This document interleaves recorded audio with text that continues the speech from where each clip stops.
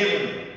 ఆ దేవుడు విడిచిపెట్టి అసత్యవంతమైనటువంటి, మాట్లాడలేనటువంటి, నడవలేనటువంటి, చూడలేనటువంటి, స్పందన లేనటువంటి ఒక దేవుణ్ణి ఇశ్రాయేలు ప్రజలు కోరుకుంటున్నారు. పనికిరాని దేవుణ్ణి కోరుకుంటున్నారు. అందుకనే మీరు రాజాది రాజా ఆ సినిమా ఉంది, అది క్రిస్టియన్ ఫిలిం. సౌలు గురించి న్యూ టెస్ట్మెంట్లో ఎక్కువ పౌలు గురించి వ్రాయబడి చరిత్ర అది. అందులో రాజేంద్ర ప్రసాద్, నూతన ప్రసాద్ సాతాన్ క్యారెక్టర్ ఇచ్చి ఓ పాట పాడతాడు, కొత్త దేవుడు అంటే. ఆ పాట మీరు వినండి. ఆ పాటలో ఏమంటుందో, నేలకు స్వర్గాన్ని తీసుకొచ్చాము, మీరు ఎన్ని పాపాలైనా చేయొచ్చు, ఆ పాపాలే కాదు, మీరు ఎన్ని తప్పులైనా చేయొచ్చు, ఆ తప్పులని ఒప్పులుగా చేస్తాం. అలాగే మీ దేవుడు పట్టుకున్న తప్పులు కూడా మేము ఒప్పులుగా చేస్తాం. అలాగే కోరినని వరాలు వేస్తాం, శృంగారంలో ముంచేస్తాం. అలాగే మరి అప్పులు చేసి వాటికి ఎసరు పెట్టేయచ్చు, అంటే అప్పులన్నీ కూడా మీరు చేసి మానేసేయచ్చు, ఎగ్గొట్టేయచ్చు. ఇలాగ అనేక రకాలైనటువంటి మాటల్ని ఆ పాటలో కూర్చి ఆ సాతాను గారు క్యారెక్టర్ ఉన్న వ్యక్తి పాడుతూ ఉంటారు.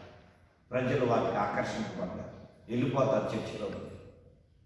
ఈరోజు కూడా క్రైస్తవులు చాలామంది అలాగే ఇదిగో పనికి రాని ఆ దేవుణ్ణి వెంబడించడానికి ఇష్టపడుతున్నారు తప్ప మన జీవితాలను మార్చగలిగిన, మన కొరకు ప్రాణం పెట్టిన, మన కొరకు భూలోకానికి దిగి వచ్చిన ఆ ప్రభువుని మనం వెంబడించలేకపోతున్నాం. ప్రియ సహోదరి సహోదరులు, ఈ యొక్క ఉదయకాల సమయంలో రెండు విషయాలను, పనికిరాని ఐక్యత, పనికిరాని దేవుడు. వాళ్ళు పనికిరాని దేవుని కొనుక్కున్నారు, పనికిరాని విషయంలో యూనిటీకి వచ్చారు. అలాగే సంఖ్యాకాండం 14:4 కూడా వారు తిరిగి వెనక్కి వెళ్ళిపోదాం ఐగుప్తు దేశానికని అక్కడ కూడా ఏకత్వంతో, యూనిటీతో ఒక నాయకుడిని ఏర్పాటు చేసుకుందామని చెప్పారు. చాలా విచిత్రమైన చెప్తారు.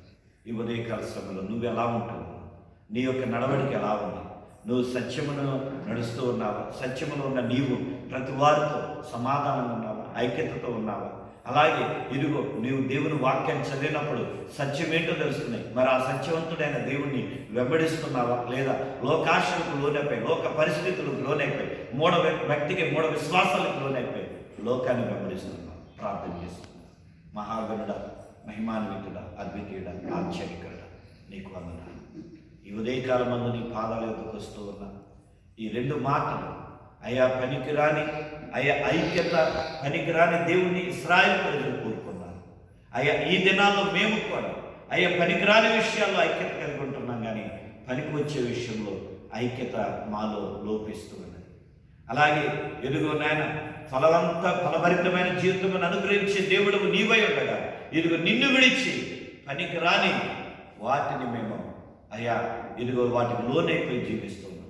మమ్మల్ని మార్చి, మా జీవితాలు కట్టి, మా తప్పులను మన్నించి మీ సాక్షులు నిలబెట్టుకుని ఏ బిడ్డలైతే ఎట్టి పరిస్థితుల్లో ఉన్నారు వారందరినీ కూడా మీరు దర్శించండి. మా ప్రభువును, మా రక్షకుడు యేసు నామములో ఈ యొక్క యూట్యూబ్ ఛానల్లో ఈ మాట వింటున్న మా ప్రియ బిడ్డలందరిపై నీ ప్రత్యేకమైన ఆశీర్వాదాలను గురించి మీ సాక్షులుగా నిలబెట్టుకున్నామని గనుడవై ఉన్న యేసు నామములో ప్రార్థించి ఈ మనవులు అడిగి పొందియున్నాం పరమ తండ్రి, ఆమేన్.